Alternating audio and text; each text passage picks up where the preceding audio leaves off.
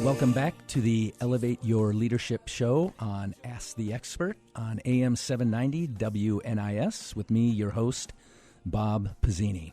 Once again, if you are responsible for anybody other than yourself, this show is for you.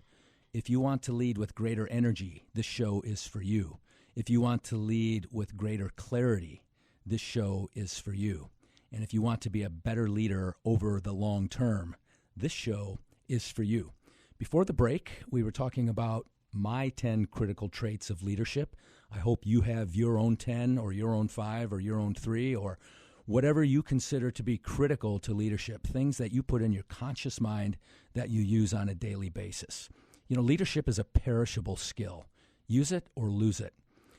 Leadership requires practice. It requires rehearsal. Just like a musician rehearses individually and then with their section and then with the full orchestra, so too should a leader rehearse and practice.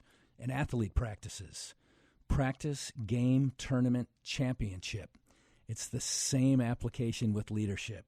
We have to practice principles of leadership because they are perishable. And if we don't practice them, we won't have them in our conscious mind when we need those principles the most. That's what effective leadership is all about. It's not terribly complicated. It doesn't require these advanced degrees. It doesn't require these leadership matrices that are terribly complex. It's actually not that complex. I'm not saying it's easy. When you have to let somebody go, when you have to reduce a budget, you know, those aspects of leadership are not easy, but it's not terribly complex. Okay, back to the critical traits. Critical trait number 1 was be a student. Critical trait number 2 was flex and adapt. Critical trait number 3 was recognize leadership opportunities. Critical trait number 3 was peak trough recovery, which we just discussed. If you take one thing away from the show tonight, take away peak trough recovery. Recognize your peak state, your trough state, and your recovery state, and maximize not only your productivity, but the productivity of everybody on your team. Okay, once again, live show. We're taking calls, 627-7979, 627-7979. We are taking calls, and what I would like is for somebody to call and share their definition of leadership. I believe that in leadership, you have to build a foundation. And for me, a foundation in leadership begins with a personal definition. That way, you know when you're leading and when you're not leading. If you just compare it to your personal definition. My personal definition in 2 words is enabling others. The longer version of that is to use my experience, my education, and my training to enable others to accomplish their objectives. That's a working definition. It changes from time to time, but that's where I am now with my personal definition of leadership. Enabling others to accomplish their objectives. Hopefully you have a working definition of leadership. If you don't, I think you're missing a key part of your foundation. One of the things we do in the Elevate Your Leadership adventure is help you develop a personal definition of leadership, or we help you identify an existing definition that works well with your personality, your brand, and your style of leadership, and we make sure that you think about that every single day as you approach different leadership situations. Okay, so we're going to talk about something now, a critical trait called metacognition. And I only learned that word about 3 years ago when I was going through a veterans program where they really focused on brain health. And metacognition is simply thinking about thinking. And if we review our activity, if we think about situations that happened in the past, and if we think about if that situation occurred again, would we handle it differently? Would I think about it differently? We are applying metacognition. Metacognition is something that very effective leaders use on a regular basis. They think about how they think about what activities they're going to engage in and how they're going to engage in that, and they might even rehearse. They might even practice, which is one of our critical traits coming up here. So metacognition, thinking about thinking. Take the time to think about what's important in your scope, in your area, in your leadership journey. All right, critical trait number 6, the 5 why challenge. If you've heard of this and you use it, I'd love to hear from you. You can call us at 627-7979, the 5 Why Challenge. This was developed, I want to say, in the 30s or 40s by Tashiki Toyota, and I know I probably didn't say that name properly, but we all know the name Toyota, the Japanese industrialist. And basically, this is a root cause analysis, and this is a tool that I have found to be extremely effective in leadership. And the 5 Why Challenge is simply the process of asking the question why up to roughly 5 times to get to the root cause of the issue that you're facing. And one of the best examples I was able to find online was the Washington Monument. So the 5 Why Challenge as it applies to the Washington Monument. The Washington Monument had to undergo extensive and expensive repair. And the reason it had to undergo these repairs is because of the harsh chemical used to treat the monument, the harsh chemicals that are used to treat the monument. And so the first why is, why are we using such harsh chemicals? And the answer to that is to remove the pigeon droppings, which are very hard to remove and require this harsh chemical.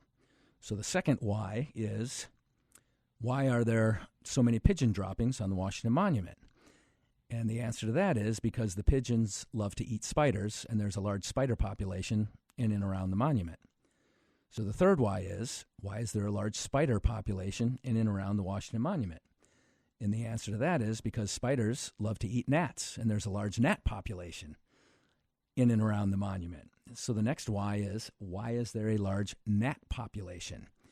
And the answer to that is because when the monument lights are turned on during certain hours of sunrise and sunset, every gnat on the planet flocks to the Washington Monument, and this creates a feeding frenzy for spiders. So really, the long-term fix, the root cause of this harsh chemical cleaning was the gnat population, and that was fixed by adjusting the timing on the lights. Usually you have your answer to whatever issue you're facing by the third why.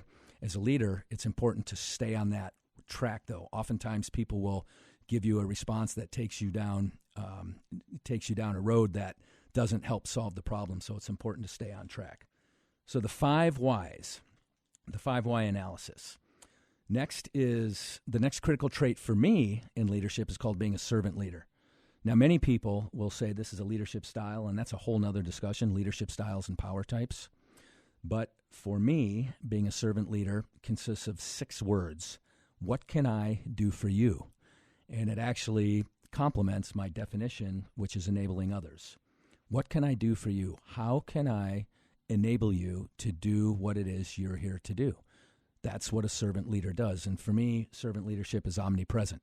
Now, other people might have a different definition or a different application of the way they view a servant leader, but that's the way I view it. And again, this is what has worked for me, not only throughout my military career, but also during my time in the private sector.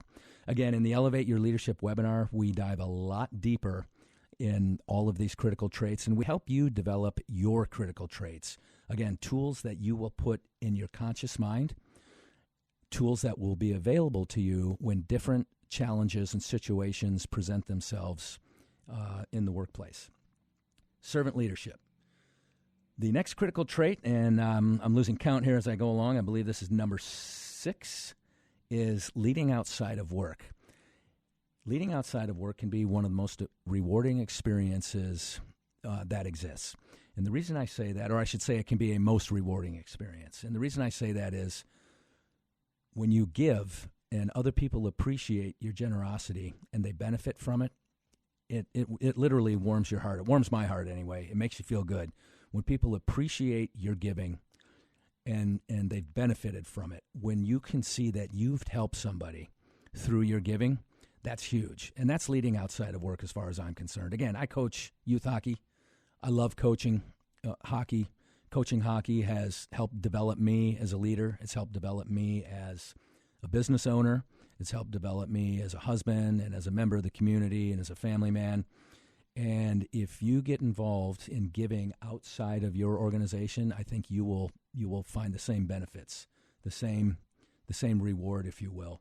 So leading outside of work, you have leadership skills that are valuable to others, and they welcome your leadership. They welcome your help within their organizations. I'm talking about volunteering for the most part. But once again, the more you share your leadership skills with other organizations, the more you are going to benefit from it personally. That's leading outside of work. Next, pardon me, is investing in your team. It's important to invest in your team as a leader, and we are coming up on a hard break here. So before I dive deep in investing in your team, we will take this break for Fox News, which is coming up in just about 20 seconds or so.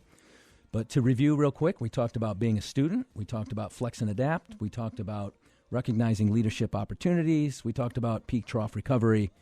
We talked about metacognition, and we talked about the 5 Why Challenge. We also talked about being a servant leader, and here comes Fox News.